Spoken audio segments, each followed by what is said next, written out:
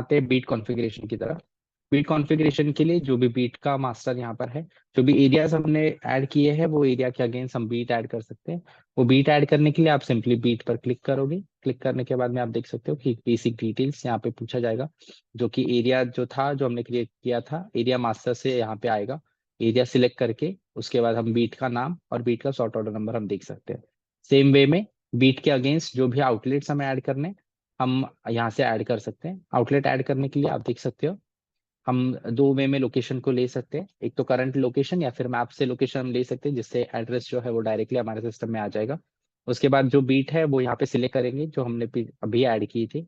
उसको सिलेक्ट करने के बाद में जो आउटलेट टाइप है वो किस तरह का है, जो आउटलेट टाइप का मास्टर जो था वहां से ये सारे टाइप्स यहाँ पर विजिबल होंगे।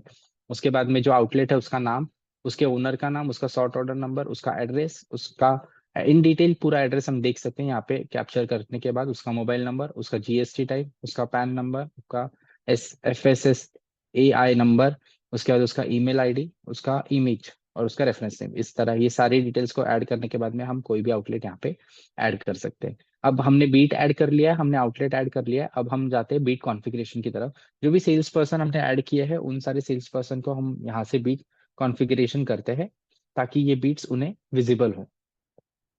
तो वो किस तरह से करते हैं वो इस वक्त मैं आपको दिखाऊंगा। बीट कॉन्फ़िगरेशन के लिए हमें यहाँ से रीजन सिलेक्ट करना है। रीजन सिलेक्ट करने के बाद में हमें स्टेट सिलेक्ट करना है। स्टेट सिलेक्ट करने के बाद में हमें जोन सिलेक्ट करना है। जोन के बाद हमें डिस्ट्रिक्ट सिलेक्ट करना है। उसके बाद तालुका और एरिया को हम यहाँ पे सिलेक्ट करेंगे।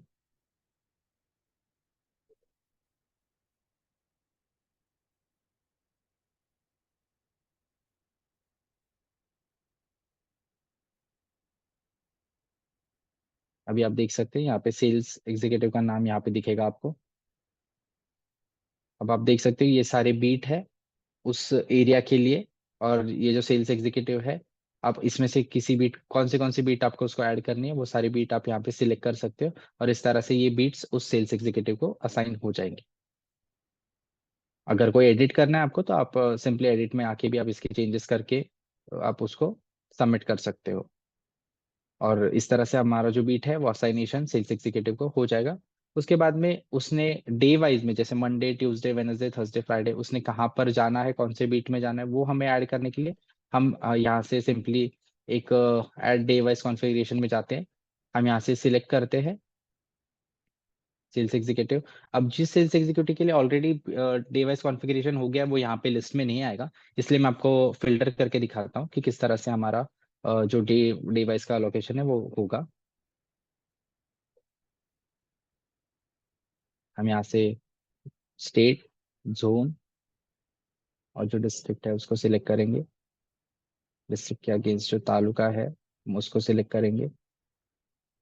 और तालुका के अगेंस्ट जो एरिया है हम उस एरियाज को यहाँ पे सिलेक्ट करेंगे। अभी आप देख सकते हो ये बल्क सिलेक्शन के बाद में हम यहाँ पे इसको सर्च करेंगे। सर्च करने के बाद में हमें सारे सेल्स एग्जीक्यूटिव का लिस्ट यहाँ पे दिखेगा जिनका डे वाइज कॉन्फ़िगरेशन ऑलरेडी हो गया है। अब आपको अगर मैं दिखाऊं तो हम देख सकते हैं कि ये सेल्स पर्सन का नाम है, उसको कितने बीट ऐड किए असाइन किए वो दिखेगा। और उसके बीट के अगेंस्ट कितने आउटलेट है वो आपको यार दिखेंगे यहाँ।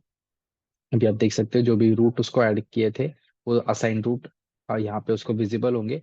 उसमें से वो मंडे को कहाँ जाएगा, ट्यूसडे को कहाँ जाएगा, वेडनेसडे को कहाँ जाएगा, थर्सडे को कहाँ जाएगा, फ्राइडे, सैटरडे, संडे आप यहाँ से सिंपली चेक अब हमें चेक करना है और बस हमें सबमिट करना है। इस तरह से उसका डे वाइज एलोकेशन हो जाएगा। और उसके साथ में हमें अगर उसको उस डे वाइज एलोकेशन के अगेंस्ट समझो अभी ये जो सेल्स एग्जीक्यूटिव है सहदेव भाई, इसका जो सैटरडे का एलोकेशन है वो है इस रूट के लिए, पर अगर हमें इसके अगेंस्ट उसे किसी रूट पर भेजना है तो उसके लिए हम पीजेपी क्रिएशन करते हैं।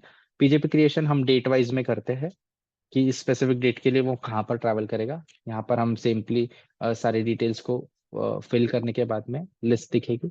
लिस्ट के बाद में हम देख सकते हैं हम डेट वाइज में चेंज कर सकते हैं, जो कि सिर्फ उस डेट के लिए चेंज होगा। उसके बाद में ऑटोमेटिक जो उसका पहले से डे वाइज एलोकेशन है वो एलोकेशन के अकॉर्डिंगली वो ट्रैवल कर पाएगा। तो इस तरह से हमने आज आज में जो भी जनरल मास्टर थे वो किस तरह से फुलफिल करने वो देखा। प्रोडक्ट मास्टर देखा, sales team and stock holder को किस तरह से ऐड करते हैं उसको देखा, साथ में हमने प्रोडक्ट रेट का कॉन्फ़िगरेशन किस तरह से करते हैं वो हमने देखा, उसका असाइनेशन किस तरह से होता है हमने वो देखा, साथ में हमने बीट कॉन्फ़िगरेशन देखा जिसमें हम बीट किस तरह से ऐड करते हैं, आउटलेट कैसे ऐड करते हैं, और वो बीट हम कॉन्फ़िगर कैसे करते हैं सेल्स एग्जीक्यूटिव को, और डे वाइज उसका अलोकेशन किस तरह से करते हैं वो हमने यहाँ पर देखा है। Okay, thank you.